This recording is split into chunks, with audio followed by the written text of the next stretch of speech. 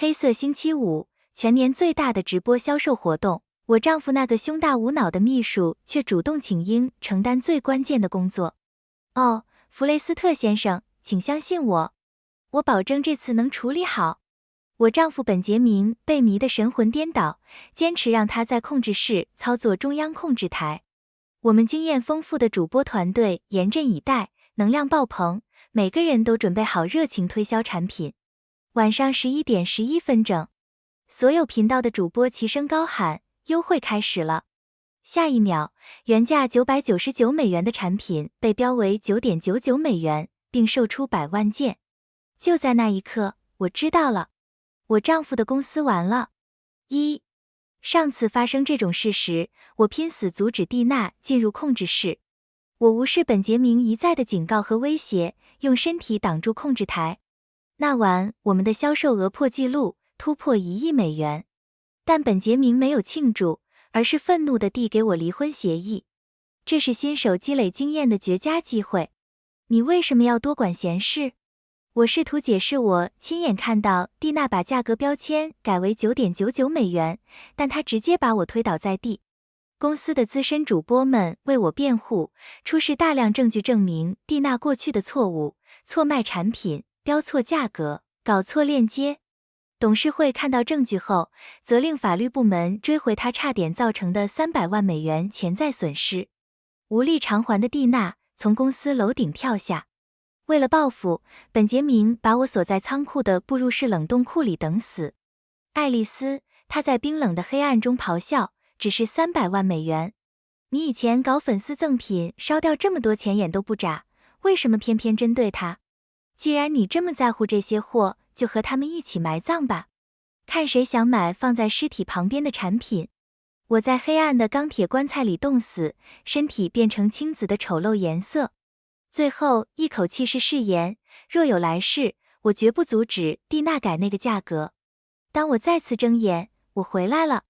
回到黑色星期五直播当天，爱丽丝，一位资深经理低声说，脸色忧虑，弗雷斯特先生坚持让蒂娜操作控制台。今天潜在流量价值数十亿，也许该由您决定，别让她进去。我瞥向控制室玻璃门，蒂娜在外面睁大好奇的眼睛窥视，一阵冰冷的记忆震颤穿过我。我们目光相遇，她笑容满面，推门而入。爱丽丝，我知道你不会违抗弗雷斯特先生。他说，如果我今晚控制台表现好，对我的简历大有裨益，升职加薪近在眼前。未等我开口，他举起正在视频通话的手机，弗雷斯特先生，看。我说过，爱丽丝没您说的那么无情。我可能有点笨，但会尽全力。我旁边的同事苦笑，爱丽丝。但蒂娜已转手机，把本杰明愤怒的脸对到我面前。爱丽丝，别演戏了。她透过扬声器咆哮，这次功劳没你的份。新人值得在黑色星期五试试手，就这么定了。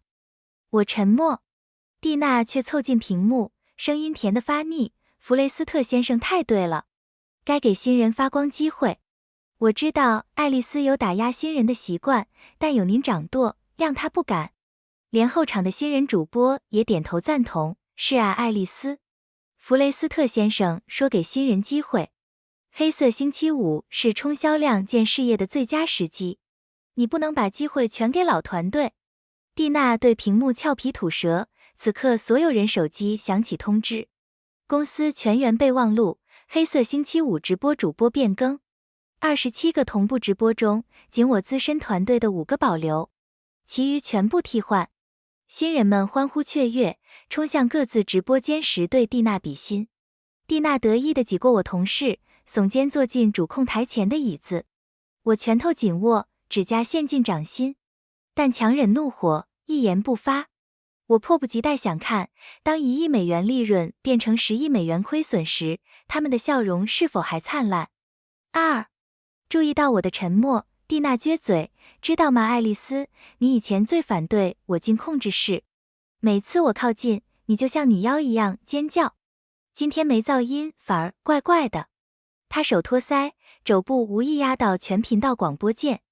监控屏里，主播们努力憋笑。但蒂娜浑然不觉，声音通过每个主播的耳麦传向数百万观众。听说你是主播起家的，爱丽丝。弗雷斯特先生说你不择手段博眼球，比如吃牛粪火锅，配鲱鱼罐头汤。他咯咯笑，你嘴肯定像下水道。难怪说 CEO 需要大床，大概是为远离你身上的粪臭。但你现在不用愁了吧？弗雷斯特先生半年没回家了。他装出天真恍然大悟状，但监控屏上几个新人主播已在直播中公然大笑。本杰明半年未归，蒂娜半年前入职。我见过他们办公室调情，但为公声誉一直隐忍。从未想过，我扮小丑白手起家的牺牲，成了他与新宠谈笑的梗。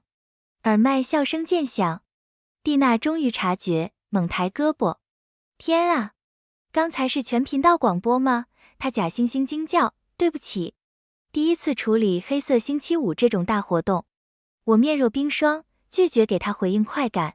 桌上计时器响，标志直播正式开始。蒂娜为预警主播猛推总直播开关。我的资深主播虽惊惶，但迅速调整，几秒内恢复专业。其余新人继续嬉闹，对镜头做鬼脸，才意识到已直播。我掏出手机，盯着本杰明的人事调动备忘录，手指飞快操作人力资源系统，将自己和所有资深主播标记为休假。片刻后通知弹出，本杰明秒批所有请求。然后 Patty 报复，将我状态从休假改为旷工，截图发公司全员群。他附言，爱丽丝此类行为，耍脾气、卸责任、压新人，将严惩。黑色星期五剩余时间，控制室所有决策由代理总监蒂娜·万斯负责。获此大权，蒂娜在群里发嗲回应：谢谢信任，弗雷斯特先生，不负所托，竭尽全力为您赚大钱。一阵恶心袭来，我瞥手机旷工状态，退坐控制室角落椅子，脸上蔓延满意冷笑。正是休假的资深主播毫不耽搁，走出直播间，脸上混杂解脱与难以置信。爱丽丝，你是救命恩人，他们围拢低语，佣金不要了，今晚要全砸了，赔不起啊。我看监控屏，现在全是没经验的新人，嘴角浮冷笑。上次我干预避免300万美元灾难，这次没我碍事，蒂娜将制造数十亿美元灾难。我迫切想知道，本杰明对他的爱能否承受这数十亿美元债务。时间流逝，直播陷入混乱。该重点介绍5分钟的产品，15分钟后主播还在结巴。而品牌方重金买黄金时段的高端产品，因新人忘词几句带过。主频道观看数从预热超10万暴跌至不足1万，评论区血腥一片。哈哈，推销纸巾讲古代渔网造纸，这哥们有脑子吗？哇，卖汽水嘲讽胖子该少喝。哥们，是我们胖子的钱付你工资，轮不到你说教。我靠做观望蒂娜疯狂救火，他手机被品牌方打爆，为稳观看数，他把全部广告预算投给最差频道，犹如烧钱。本杰明试图联系他，但占线，于是他打我电话。想起他让新人学习空间的命令，我直接关机。直到观看数暂时稳定，蒂娜才敢接电话。面对咆哮的品牌经理，他不道歉不补救，反而大哭。不是我的错，他对电话哭喊，我是新手，不能对新人多点同情吗？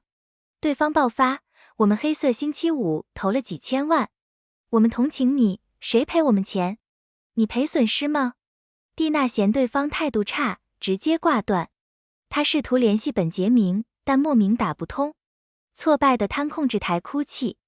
此时同事惊呼，撤货了。爱丽丝，品牌方撤产品了，那些引流用的薄利多销品全没了。没错，另一人脸色苍白补充，爱丽丝，开机吧。弗雷斯特先生在群里发飙了。团队交换凝重眼神，我挥手示意不在意。本杰明骂多难听都无所谓，上次我救公司于蒂娜之手时，领教过更恶毒的。